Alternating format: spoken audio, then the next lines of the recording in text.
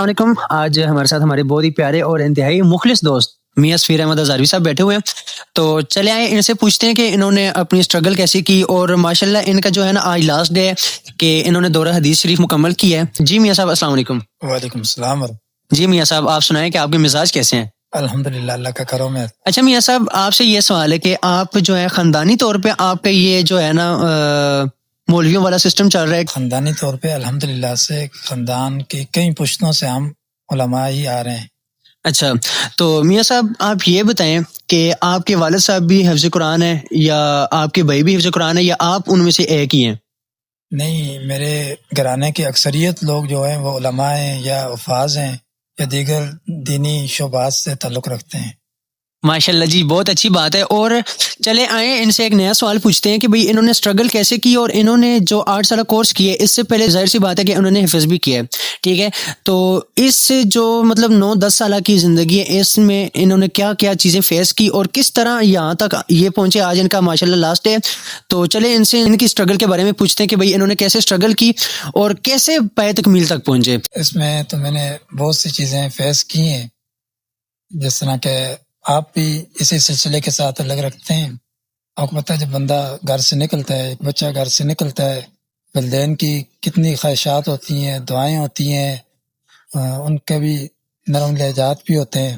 اس کے باوجود بھی بندے کو والدین کی یاد بھی آتی ہے, گھر چھوڑنا پڑتا ہے, والدین چھوڑنے پڑتے ہیں, رشتہ دار دوست اقارب بہن بھائیوں کو چھوڑ کے جب بندہ اس راستے پہ آتا ہے نا, صرف آنا ہی بڑا مشکل ہوتا ہے. جب بندہ آ جاتا ہے تو پھر اللہ کرتا ہے کہ اس کے سارے معاملات کے اندر آسانیاں پیدا ہو جاتی ہیں. ایسا ایسا جتنا اس کے اندر اخلاص ہوتا ہے, محبت ہوتی ہے, اسی طرح دین کے ساتھ لگن ہوتی ہے, تو اللہ تعالیٰ اس کی محنت کا صلہ اسے ضرور دیتا ہے. جی ماشاءاللہ یہ بہت اچھی بات ہے کہ میاں صاحب کہہ رہے ہیں کہ میں نے بہت ساری چیزیں فیس کی ہیں, اس کے باوجود بھی میں ایک پوائنٹ پہ کھڑا رہا اور اس پوائنٹ پہ کھڑا رہا کہ بھئی میں یہاں تک آج پہنچ آیا ہوں. اچھا میاں صاحب آپ کی ان باتوں سے میرے ذہن میں ایک اور سوال آ رہا ہے کہ کہیں ایسا ٹائم آیا ہے کہ بھئی آپ جب گھر سے آئے ہوں اور آپ کا دل نہ لگ رہا ہو اور آپ کہیں چھپ کے روئے ہوں, ایسا کوئی آپ کے اوپر ٹائم آیا ہے کہ بھئی ظاہر سی بات ہے بندہ اپنے ماں باپ سے دور آتا ہے, کوئی ایسا ٹائم آیا ہو جو آپ بتا سکتے ہیں؟ آپ کو بھی پتہ ہے شروعات سفر میں اکثر ایسا وقت آتا رہتا ہے. جب بندہ شروعات سفر میں ہو, منزل کی ابتدا میں ہو, تو اس وقت ہمیشہ ایسا ہی ہوتا ہے, ایک دفعہ نہیں کئی دفعہ ہوتا ہے.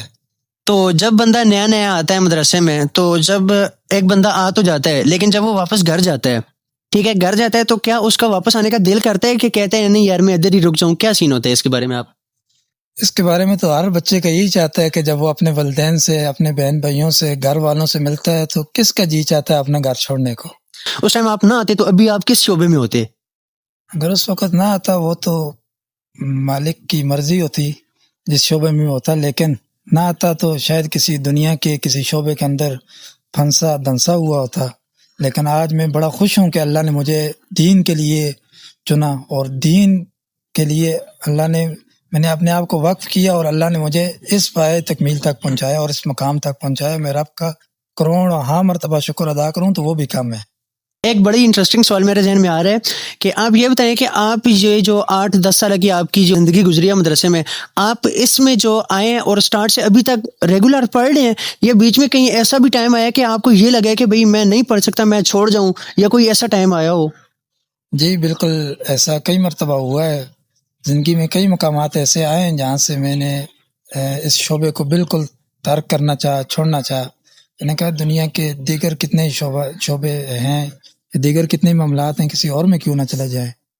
تو لہٰذا یہ رب کا فضل و کرم تھا, یا اساتذہ کی شفقت و مہربانیاں تھی, یا والدین کی وہ سختیاں تھی جن کی وجہ سے اللہ تعالیٰ کے فضل و کرم سے آج اسی شعبے کے ساتھ ہم ابھی تک منسلک ہیں. اور دوسری بات یہ کہ آپ اس چیز سے مطمئن ہیں کہ بھئی میں 8 سالہ دورہ حدیث شریف مکمل کر کے, قرآن حفظ کر کے, ماشاءاللہ آپ کے سینے میں روشن ہے قرآن مجید, ایسی بات نہیں ہے. کیا آپ اس چیز سے مطمئن ہیں کہ بھئی میں نے یہ سارا کچھ کیا کہ بھئی میں اسے آگے جا کے اپنے محلے میں, اپنے گاؤں میں, اپنے ملک میں جا کے اسے میں آگے تبلیغ کروں گا؟ جی بالکل ایسا ہی ہے. ہر بندے کی خواہش ہوتی ہے, وہ کسی بھی شعبے کے اندر خواہ ہو, اس نے کچھ وقت لگایا ہو, تو ہر بندے کا یہ دل ہوتا ہے, یہ خواہش ہوتی ہے کہ وہ چاہتا ہے کہ میں نے اتنا وقت لگا کے یہ چیز سیکھی ہے تو اس کو میں آگے لوگوں تک سکھاؤں. جیسا کہ کل استاد گرامی نے بھی ایک نصیحت کی آخری وقت میں، آپ نے کہا خیرکم من تعلم القرآن وعلمہ، فرمایا دو مقامات ہیں، ایک تو قرآن سیکھیں، دوسرا سکھائیں۔ اور اب میرا بھی یہی جذبہ ہے، یہی شوق ہے کہ میں رب تعالیٰ کے دین کی سربلندی کے لیے اپنی جان تک پیش کر دوں۔ ماشاءاللہ آپ کا جو ذہنی خیال اور دلی جذبات ہیں، یہ آپ کے فیس سے ظاہر ہو رہے ہیں کہ یار آپ کتنے مطمئن ہیں اور بالکل اپنے آپ پر فخر کر رہے ہیں اور اپنے والدین پر فخر کر رہے ہیں کہ یار آپ کے والدین نے آپ کو اس چیز کے لیے چنا، اور سب سے بڑی بات یہ کہ آپ کے اللہ نے آپ کو اس چیز کے لیے چنا ہے کہ آپ کا یہ جو 8 سالہ دورہ حدیث ہے، یہ تو نظر آ رہا ہے کہ بھئی 8 سال کے بعد بندہ اس پایہ تکمیل تک پہنچتا ہے۔ اس سے پہلے ٹوٹلی آپ کا شروع سے اور یہاں تک آپ کا کتنا سفر ہوا، کتنا ٹائم لگا اس اسٹرگل میں، کتنے سال لگے؟ تقریباً ہمارا چونکہ مذہبی گھرانہ ہے، ہمارے گھرانوں کے اندر بچپن سے ہی والدین کی، آباء و اجداد کی یہ کوشش رہی ہے کہ وہ اپنے بچوں کو بچپن سے ہی دین کے ساتھ منسلک کریں۔ تو اگر دیکھا جائے تو ہم بچپن سے ہی قرآن و حدیث کے ساتھ منسلک ہیں، بچپن سے اس شعبے کے ساتھ منسلک ہیں۔ یہ سمجھیں کہ جتنی عمر گزری ہے ساری اسی شعبے کے ساتھ گزری ہے۔ اچھا، تو آپ نے یہ دورہ حدیث شریف مکمل کیا ہے، یہ آپ نے کون سی دینی درسگاہ سے مکمل کیا ہے؟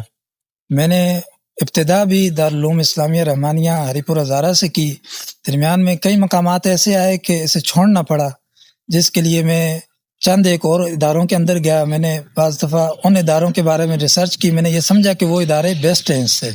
میں نے کچھ ماہ یا کچھ وقت ان کے اندر لگایا، اور لگانے کے بعد مجھے محسوس ہوا جو فضان، جو ولایت کی نگاہ، جو نظر، جو فیض یہاں سے ملتا ہے وہ کہیں اور سے نہیں ملتا۔ کہ آپ کے جو اساتذہ اکرام ہیں، ٹھیک ہے، ان میں سے آپ کے جو سب سے آپ کہیں کہ یار انہوں نے میرے ساتھ بہت زیادہ محنت کی ہے اور ان کی کاوشوں کی وجہ سے میں آج اس پوائنٹ پہ کھڑا ہوں، ان کا نام آپ بتا سکتے ہیں؟ اگر دیکھا جائے دوران حفظ سے قاری صاحب کا نام قاری عابد کشمیری صاحب، جنہوں نے بڑی محنت کی، بڑی محبت اور شفقتوں سے نوازا۔ دوران حفظ جو کچھ ہم نے ان سے پایا دیگر کسی استاد سے نہیں پایا۔ اس کے علاوہ درس نظامی کے شعبے کے اندر مولانا مفتی سجاد احمد رضوی صاحب، مولانا مفتی ضرور خان نوری رحمۃ اللہ تعالیٰ علیہ، آپ سے میں نے ابتدا کی، اور اسی طرح مولانا مفتی عبد الرحمن سلطانی صاحب، اسی طرح شیخ الحدیث مولانا مفتی ایوب صاحب ہزاروی زید مجدہ، اور مولانا بابر شہزاد رضوی صاحب، دیگر مختلف اساتذہ سے پڑھتے ہوئے میں آج اس پایہ تکمیل تک پہنچا۔ آپ کے کوئی ایسے اساتذہ کرام یا کوئی ایسا دوست جسے آپ چاہ کے بھی نہیں بھول سکتے؟ میرے انتہائی فیوریٹ استاد یہ جن سے میں نے بہت کچھ سیکھا، علمی لحاظ سے بھی، دنیاوی لحاظ سے بھی، اور اگر دیکھیں تو ہر لحاظ سے میں نے ان سے بہت کچھ سیکھا۔ انہیں میں اپنا آئیڈیل بھی سمجھتا ہوں۔ وہ علامہ مفتی عبد الرحمن سلطانی صاحب ہیں، ہری پور کی مشہور شخصیت ہیں، اور اس وقت وہ دربار عالیہ قادریہ چھور شریف کے اندر خطیب بھی ہیں۔ آپ کا خطیبانہ انداز، آپ کا مدرسانہ انداز یا آپ کا محققانہ انداز ایک علیحدہ اپنی مثال خود رکھتا ہے۔ یہ بتائیں کہ آج آپ کا آخری دن ہے، یار 8 10 11 12 سال لگانے کے بعد آپ کیا فیل کر رہے ہیں کہ یار میں آج اس پایہ تکمیل تک پہنچا ہوں؟ کیا فیل کر رہے ہیں آپ؟ ایک طرف تو بندے کو خوشی ہوتی ہے، دل خوش ہوتا ہے، مسرت اور شادمانی کے ایک نئے انداز ہوتے ہیں۔ دوسری طرف دل خون کے آنسر ہوتا ہے، کیونکہ جس جگہ بندہ رہے، جس مقام پہ رہے، جن دوستوں کے ساتھ بندہ رہے، جن اساتذہ کی شفقت میں بندہ بچپن سے لے کے جوانی تک کے مراحل طے کیے ہوں، انہیں چھوڑنا انتہائی مشکل ہوتا ہے۔ اگر جدائی کا عالم دیکھیں تو دل خون کا آنسر ہوتا ہے، اگر پایہ تکمیل کو دیکھیں تو دل خوشی اور شادمانی کا ایک علیحدہ ہی منظر پیش کر رہا ہے۔ تو آپ کا فیوچر پلان کیا ہے کہ بھائی آپ جا کے کیا کریں گے ابھی؟ فیوچر پلان یہی ہے کہ جو کچھ پڑھا ہے اسے اللہ کی رضا کے لیے لوگوں تک پہنچانا ہے، اس کی تبلیغ لوگوں کو کرنی ہے۔ یہ جو کچھ پڑھا ہے اس پہ عمل، پہلے خود عمل کرنا ہے، اس کے بعد آگے لوگوں تک اس بات کو اسی طرح پہنچانا ہے جس طرح ہم تک پہنچی ہے۔ تو آپ آنے والی نیو جنریشن کو کیا سجیسٹ کریں گے کہ وہ دین کی طرف آئیں یا دنیا کی طرف جائیں؟ یہ تو ایک واضح اعلامیہ ہے نا کہ بندے کو دین کی طرف آنا چاہیے، اور رب تعالیٰ قرآن پاک کے اندر بھی فرماتا ہے وَمَا خَلَقْتُ الْجِنَّ وَالْإِنسَ إِلَّا لِيَعْبُدُونَ، اللہ نے جن اور انسانوں کو اپنی عبادت کے لیے پیدا کیا ہے، یعنی کہ دین لازم ہے زندگی کے اندر۔ جب بندہ دین کی طرف آئے گا تو دنیا مل جائے گی، لیکن بندہ دنیا کے اندر جائے گا تو بامشکل کسی کو دین نصیب ہوتا ہے۔ ماشاءاللہ جی، یہ تھے ہمارے بہت ہی پیارے دوست میاں سفیر احمد ہزاروی صاحب، جنہوں نے دورہ حدیث شریف مکمل کیا. اس سے پہلے انہوں نے 1-2 سال جو ہے قرآن حفظ کی ہے، ٹھیک ہے. اس کے بعد 8 سالہ مکمل کیے ہیں ابھی. تو آج ان کا لاسٹ ڈے تھا. تو ان کی باتیں جو تھی وہ آپ نے سنی، انہوں نے کیسے سٹرگل کیا، آگے ان کا فیوچر کیا ہے، ان کے پسندیدہ استاد کون سے ہیں، اور انہوں نے کس ادارے سے اپنا جو ہے نا یہ علمی معیار رکھا اور کس پوائنٹ پہ ابھی کھڑے ہیں، یہ آپ کے سامنے ہے، ٹھیک ہے. تو ماشاءاللہ بہت اچھا لگا ان سے بات کر کے.